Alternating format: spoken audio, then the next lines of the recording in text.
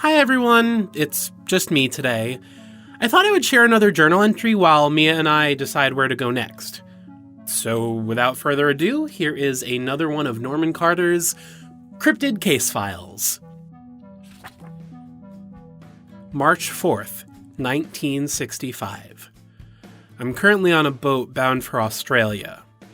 Patty's been forwarding my mail while I'm away, and I got a letter last month from Noah Turner. Australian fella. I ran into him a few times in the States. Apparently, he moved back to Australia a few years ago. Anyway, he said there was a job he needed my help with.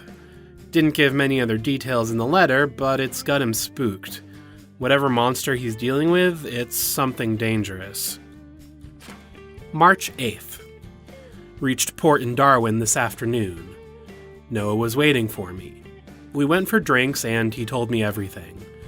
The Aboriginals told legends of a creature called the Burrunjor, a gigantic monster that walked on two legs. Noah thinks it's some kind of dinosaur. He showed me some pictures of cave paintings, and they sure do look like a T-Rex. He said farmers in the area have been reporting missing cattle for decades now, or carcasses bit clean in half. Way more damage than a dingo or a crocodile or anything else could cause. There have also been massive three-clawed footprints. These reports only come sporadically, once every few years at most, and Noah never found anything definitive himself. But he says that livestock have started going missing again.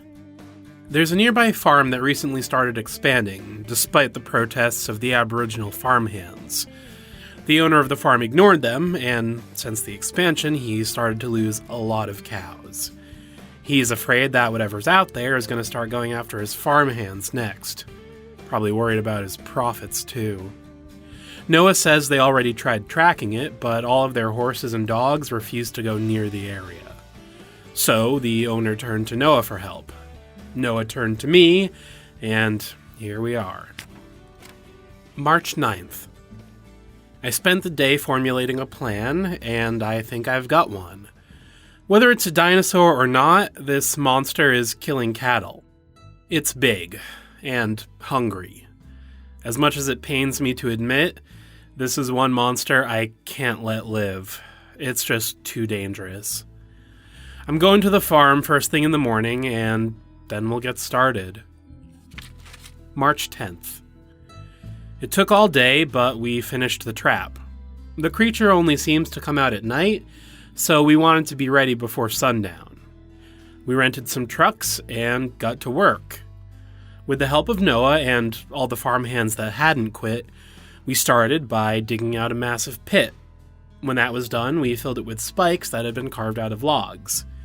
Once everything was in place, we covered the whole thing up with some thin particle board and topped it with some branches for good measure. I just hope that'll be enough. Hell, these punji sticks are big enough to kill an elephant, but I'd rather be over-prepared than under-prepared. Speaking of which, I made sure to bring my double rifle, and it's loaded up with nitro rounds. We also got our hands on a few sticks of dynamite, but let's hope it doesn't come to that.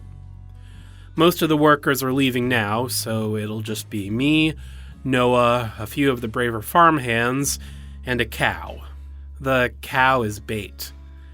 I hate to put anyone, man or animal, in danger, but we already know the monster has a taste for beef. In front of us was the cow, and the now covered pit, and on the other side of that was the line of trees that marked the deeper woods. The sun is almost down, and now we just have to wait. March 11th. I'm still a little shaky from last night. The wait was unbearable. We didn't want to scare the creature away, so we had no lights, and we kept talking to a minimum. I didn't know how good the creature could smell, but I made sure to cover our scents just the same. I had hoped the full moon would provide enough light to see by, but the skies were so overcast that we could only see a short distance in any direction. Finally, around 2 a.m., the ground started to tremble. Massive footsteps coming our way. Without any provocation from us, the cow started crying out. The footsteps picked up in speed, and just as we could make out a massive shape in the darkness, it crashed through our trap and landed with a sickening, wet thud. We turned our lights on to inspect the creature. It was huge, all right, but didn't quite look like any dinosaur I'd ever seen. It was covered in these bright blue feathers.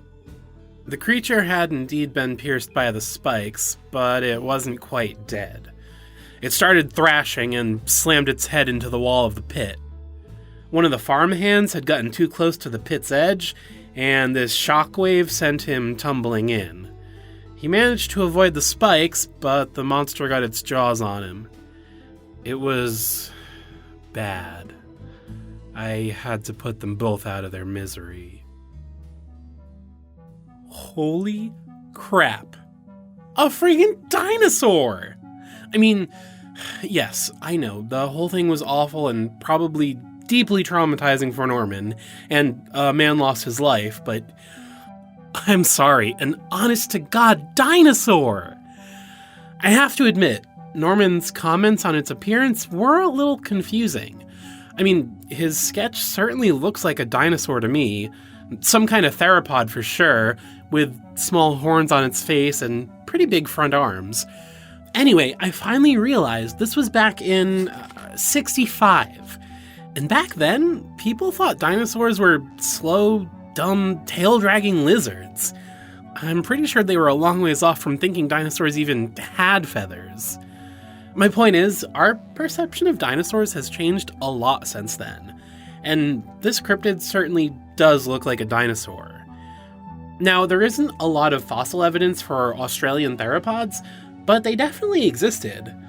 Judging from the horns, I'd bet it was related to Ceratosaurus. But, that's all for this time. See you again soon!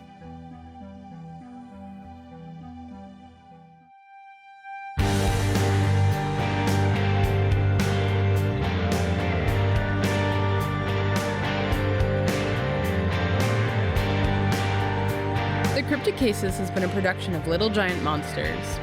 If you enjoyed the show, please consider leaving a review on iTunes or tell a friend. It really helps others find the show. If you'd like to follow us on social media, search for Little Giant Monsters on Facebook, Twitter, or Instagram. You can also visit our website, littlegiantmonsters.com. Check out any of these pages to see other projects we're working on, as well as a new cryptid sketch every Monday after the new episode. Thanks for listening, and see you again soon.